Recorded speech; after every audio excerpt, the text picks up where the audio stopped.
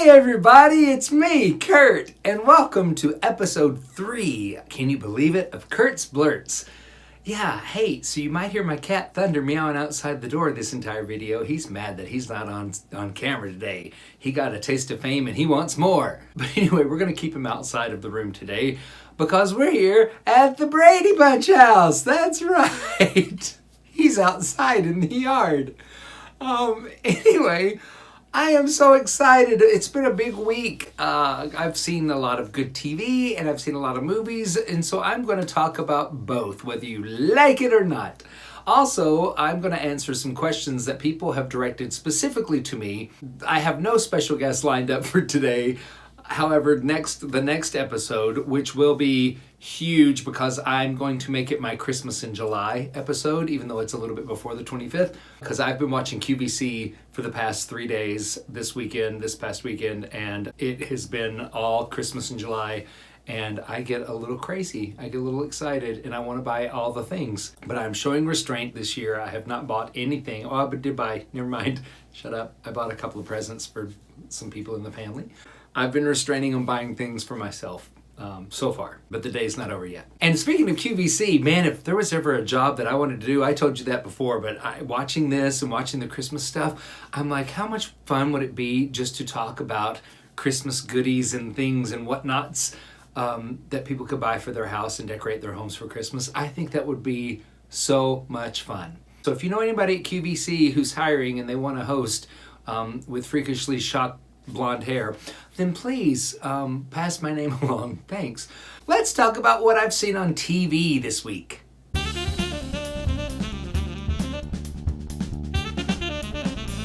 This past week, I think on July 4th or sometime around then, they premiered Season 3 of Stranger Things. Yay! I am so addicted to this show. I love the show. I love its characters. I love its writing.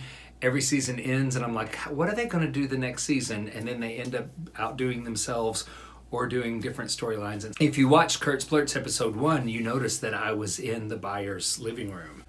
Someone asked if I had really decorated my house to look like the buyer's living room. Also, somebody asked where the Z was. If you go back and watch that, I don't know. I don't know where the Z was. Maybe I ran out of paint and I could only get through Y. But that's a good question, whoever asked that. So let's talk about Stranger Things. First of all, I'll cover the negative stuff. I only have a few things that I disliked. First of all, I did not like the first 4 episodes that much, just because I felt like it was an after-school special. Teen angst is never going to win me over. But that whole thing, gosh, that just went on. I feel like that went on way too long with Sheriff Hopper trying to keep Elle and Mike apart and all that kind of stuff. But what I love about it is that then Max and Elle's relationship grew out of that. So, I guess I should have started this by saying spoiler alerts, okay? In case you haven't watched it, binge watch the season and then come back. But hey, speaking of Sheriff Hopper, what happened to him? David Harbour, who plays Jim Hopper on the show, I thought he was kind of attractive the first couple of seasons. But season 3, was it just because he had a big bushy mustache, or has he put on weight or something? Not that there's anything wrong with that, because Lord knows my weight goes up and down like a yo-yo. But he looked like Wally Walrus. Have you ever seen Wally Walrus, the cartoon? That's who you reminded me of, you guys. And then the last thing, and it's not that it didn't make me happy. I just thought there's an actress named Priya Ferguson who played Erica Spencer on the show, and she is young and sassy, and she played it well, but it was too disrespectful, I thought, too sassy maybe. I'm glad she was a huge help, and I'm glad they incorporated her into the story because her character was really funny and really good, and I thought she did it well. But a lot of what she does, people my age will remember Dee Thomas, who from What's Happening. Do you remember the show What's Happening with Rerun and Raj and all them? I'm dating myself so bad, but I used to love that show, and I loved it because Dee, the character Dee, who was played by Danielle Spencer, she was sassy and just the troublemaker, and I liked it, but I just felt like this was a little too much for reality's sake. However, that all being said, it worked. They had 3 different storylines that ended up coming together at the end, and it was done beautifully, and I really enjoyed it. And Sheriff Hopper's letter at the end was perfect, and the way they ended it after the credits on the last episode was great. So I can't wait to see season 4, and I heard season 4 is going to be the last season. Why did they do that to us? Why? The thing I liked about it a lot was all the episodes past about episode 4 I started liking a lot, and it kept building and building to the end. So I loved that. I loved how they did the storyline there. Maya Hawke, who played Robin in the Scoops Ahoy ice cream shop, she was hands down my favorite character throughout the entire season 3. I thought she was written so well. The way they handled her coming out, especially for it to be an 1980s, setting, the way they handled that was perfection, I thought. And plus, she's the daughter of Uma Thurman and Ethan Hawke. Did you know that? Uma Thurman and Ethan Hawke's daughter is Maya Hawke, who played Robin, and I thought she was the best thing on the show. So that's what I liked about and disliked about Stranger Things Season 3.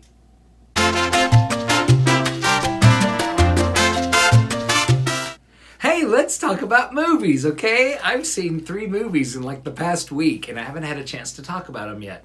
So here we go. Toy Story 4. Toy Story 4. Toy Story 4. That's a hard one to say. I thought it was nice. I didn't feel like it was necessary, but it did give a little closure to Woody's story. So I thought that was nice.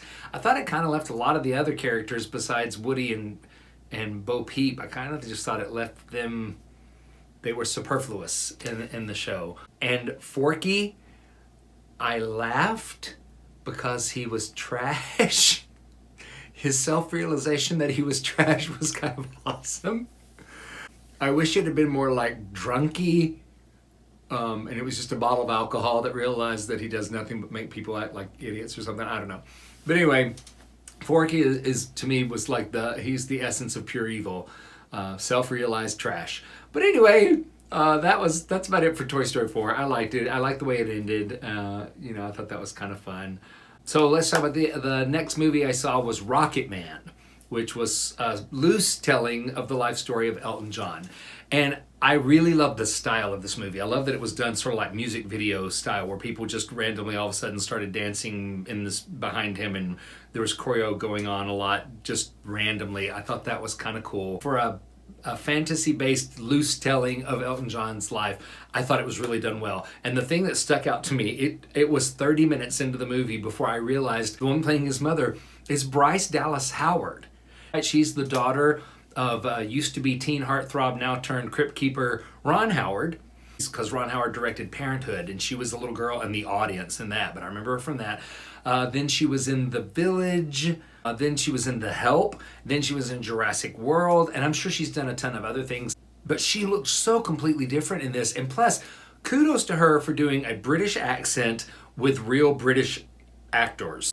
I wouldn't dare. Kudos to her for doing that, holding their own, and really a memorable performance in that, I thought. Yesterday, I saw the movie Yesterday. See what I did there? What a clever, fun, neat little story. It was nothing spectacular, but it was so interesting. It made me laugh a lot, which I was pleased about. The acting was great in it. There was a loosely told love story in there. But if you don't know the movie Yesterday, go see it before it's out of the theaters, because the theater we saw it in, the volume was cranked, and I think that just helped. I think that made it kind of epic. But go see it. It's a really, really well done, well written movie that I enjoyed immensely. So so that's my movie reviews for this week.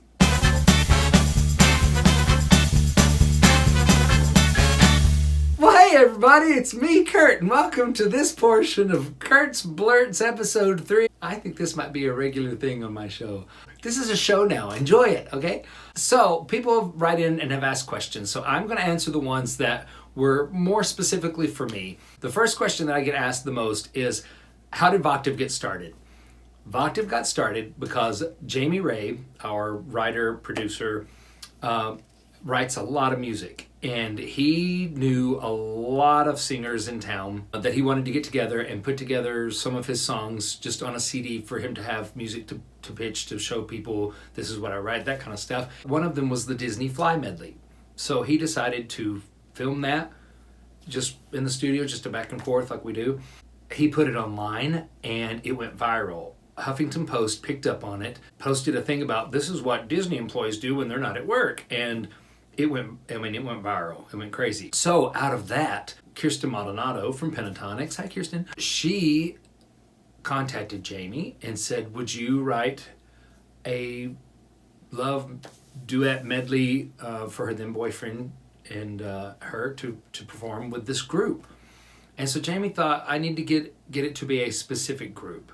Jeremy was like, you need a name for this group. It needs to be a set group of people that you want to use all the time. You need to trademark the name. And Jamie had thought about 8VA, which is the music symbol emblem for notation for octave. And Jeremy was like, go look that up. I'm sure you can't trademark that. I'm sure somebody's already got it. And sure enough, it's been used and all that kind of stuff. So he couldn't copyright it and all that kind of stuff. And so Jeremy was the one that I think that said, what about a vocal, Voctave for vocal octaves, because you're doing vocal octaves. And so Jamie looked it up, it was available, so he trademarked it and he got the website for it, the domain name for it. And that's how the name was born. I think all of the group at one point or another had worked at this worked in an a cappella group at Disney's Epcot called the Voices of Liberty. So that's how the group got started. And that's where the name came from. Another question, Katia Perez Rebeles, I hope that's how you say your name, Rebeles. She said, where can my voice be heard at Walt Disney World? I am not at liberty to say. However, I did do one thing that I think I can talk about because it's been 10, 15 years ago. They redid the Haunted Mansion at the Magic Kingdom. I don't know if they've done the one at Disneyland. I haven't been to Disneyland in a while. But at the Haunted Mansion here, they changed out at the end when the hitchhiking ghost or in your doom buggy, that it used to just be like a little, you'd look in a mirror and there was one sitting between you kind of doing that or whatever. Well, now it's computer graphic and they interact with you and all that stuff. And I actually was hired to come in and do just laughing voices. But yeah, I was asked to come in and it's just silly little grunts and groans and laughs for each ghost when they're doing certain things, but especially one, because there's one, he's the big Ophi one, and his laugh sort of sounds like Barney Rubble from the Flintstones. So when you hear that, when you hear that kind of laugh going on, I think that's the one you can hear best out of all of them. So Emily Armstrong Brooks, who might or might not be related to me, she asked, who's my dream guest artist? Celine Dion, Barbra Streisand. If I wish we could get Seth MacFarlane to come in, because I dig his voice a lot. He's so amazing. He's such an amazing voiceover artist, but he sings really well, and especially I think he would sing some sort of jazzy, Vegas-y kind of thing with Voctave really well. So, hey Seth MacFarlane, if you're watching this, A, I want to be a voiceover artist in one of your shows, and B, come sing with us. But Celine Dion would probably be my dream one. So thanks, Emily, for your question. Susan McMurtry Kelly, who is a dear friend of mine. It seems like a lot of friends of mine wrote in for questions, so I'm very happy about that. I thought my friends kind of know everything about me, but I guess they don't. Susan asked, what are recording sessions like? We go into a studio over the course of several weeks. We're there for usually anywhere from 4 to 6 to 8 hours, depending on availability for the group. Jamie Ray does a rough demo of the group recording, and then he sends us all the sheet music in advance so we can look it over. But we'll go in and then we'll record sections, and while we're recording we have a click that keeps us on track, and Jamie's gone through and made it slow down or do retards. Tony DeRosa, our musical director, who also sings tenor in the group, Tony's the one that directs us. What you see in the videos is exactly what he does. But we will go through and record maybe a piece of the song, and we'll record it until we get it right and sounding great. And then from that piece of the song, we'll move on to another piece. And so it isn't until we're completely done that then maybe we go through and do the whole thing, and we'll stack the vocals on each other to just fill it out, to give it a good stereo filled out sound. and we have a lot of fun. We'll record for an hour or two at a time, and then give everybody a 10 or 15 minute break just to not talk and sing for a few minutes and get something to drink. But yeah, it's a couple of long days, and then people come back and like we'll do all the background stuff, and then people come in and do their solos. And then we'll pick a night or 2 nights or 2 days that we'll come in and we'll do videos. And that's kind of why our videos are just sort of pan back and forth, because we're finding it's more about the music than it is about us doing something flashy and technical and all that kind of stuff. I mean, I love the Beauty and the Beast video. I love the look of that video a lot. I love our Bells of Notre Dame video. But, stuff like that costs more. And we would like to put our money in putting together good CDs, good quality albums, and putting that out there for the people. So the next question comes from MJ Jacobs. He asked, do you use digital earpiece metronomes? No. We use a click in the studio when we're recording. Usually once we get the first pass down, then we don't use a click, so we can make it sound not to a click, not so robotic. And in concerts, we don't use any kind of earpieces, no kinds of monitor. We have 4 wedge monitors. They're called wedges because they're shaped like that. We have 4 wedge monitors on the stage usually, or 6, depending on how many the theater has that we're performing in. And that's it. So good question, MJ. Thank you. Next question comes from Barb Boma. Barb actually asked a lot of questions, and I like that. I love that. Barb, I'm going to save some of your questions for the group, so keep watching because we'll answer some of those. But thank you for your questions. But Barb asked, who decides what we sing? Jamie Ray will tell us his concept for an album, and then he asked for input from everybody in the group. I was really excited when we put out the Snow CD, because Snow from White Christmas is one of my favorite Christmas songs that I'd never heard anybody else do it. And I just thought, what a chance for us to take this classic song from a classic movie and put it out. So I was so happy that we got to do that song, and then that the CD was called Snow. I love that. But ultimately, Jamie Ray has final say in what we sing. So let's go to the next question. It's Chris Cooper. Chris Cooper asked, what did I do to get Jamie Ray to write me a solo? I slipped him $100. No, I'm kidding. I don't like soloing. I am not a big solo person. However, there are certain songs, if it's Disney stuff, something I can put a little character to or a little Broadway stuff behind, I am more than happy to do it. I love doing that. The Grinch was another example. I was happy to do that trio with the basses because that was so much fun doing that and getting to sing in that register, But anyway, yeah, Chris, I didn't do anything. He asked me if I wanted to do Be Our Guest was the one. So thank you, Chris Cooper, for that question. Next question is Pamela Jette. I don't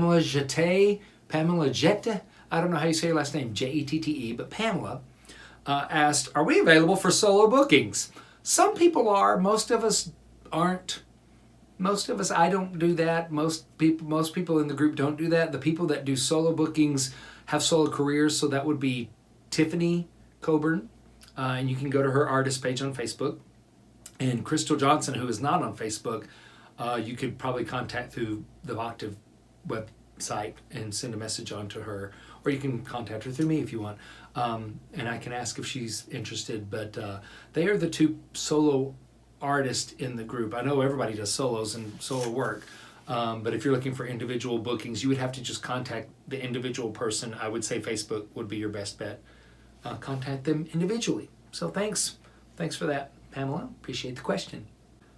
So the next question we have is from Matt Lewis. He actually asked a bunch of questions, but I thought they were all good, and so I thought I would answer Matt's questions. Hi, Matt. Matt asked, whose voice in the group is my favorite? Mine, because if I say anyone else's, it would cause big trouble. I'm a big fan of the women's voices, so all the women, hands down. I've worked with Tiffany the longest. I've known Tiffany for 26 years. She's not only a dear friend, but she is one of the most amazing singers I have ever heard or worked with in my life. Like, for Sandy Patty to say Tiffany is one of her favorite singers, there's a reason for that. Tiffany sounds pre-recorded. And there's only a few people I've ever worked with where you hear them, and when she sings something for the first time, just roughly singing through it, her voice is so musical and so beautiful that it sounds pre-recorded. But each one of our girls are superstars in their own right. So to answer that question, Matt. Okay, couple more questions. Michelle McCann, who might be a friend of mine, Michelle McCann asked, how did we all meet? I met a couple of people in the group. I didn't know Ashley before Voctave got together. I didn't know Crystal Johnson before Voctave got together.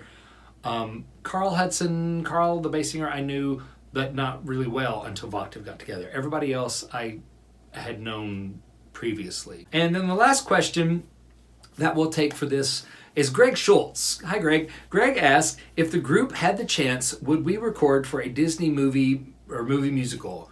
Yes, yes, a billion times yes.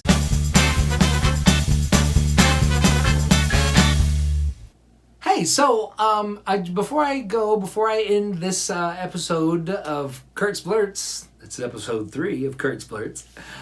First of all, I want to thank everybody that has subscribed and liked the YouTube channel, and thank everybody for asking questions. Please keep sending in questions to my The Kurt Von Schmittou Facebook page.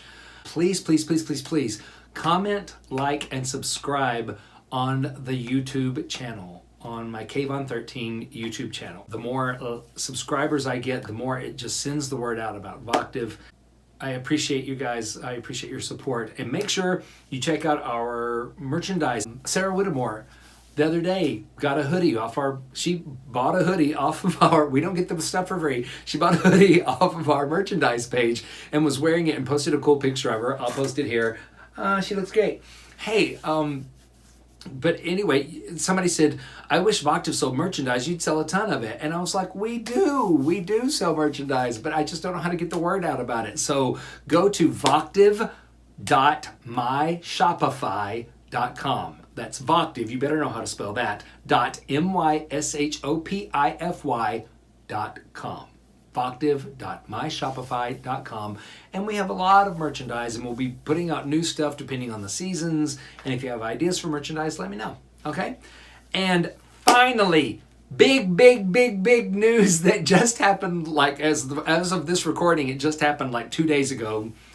EJ Cardona from Voctave, our amazing tenor, got engaged to his longtime, beautiful, awesome, wonderful girlfriend, Lindsay. And I just want to say congratulations to them. So much love and wishes for a long, happy life. They are such a beautiful couple together, and they are so perfect together. It is a match made in heaven. And we all in Voctave adore EJ, and we adore Lindsay. And she's an amazing singer as well. So congratulations to them on their engagement. So thanks everybody for watching episode 3 of Kurt's Blurts. Please tell your friends, please share, please like, and thanks again for all the support and the love. And the next episode is gonna be my Christmas in July, so you better watch because I love Christmas, so it's gonna get cray. Okay, thanks. Bye everybody. Somewhere there's music, how faint the tune. Somewhere there's heaven, how high the moon.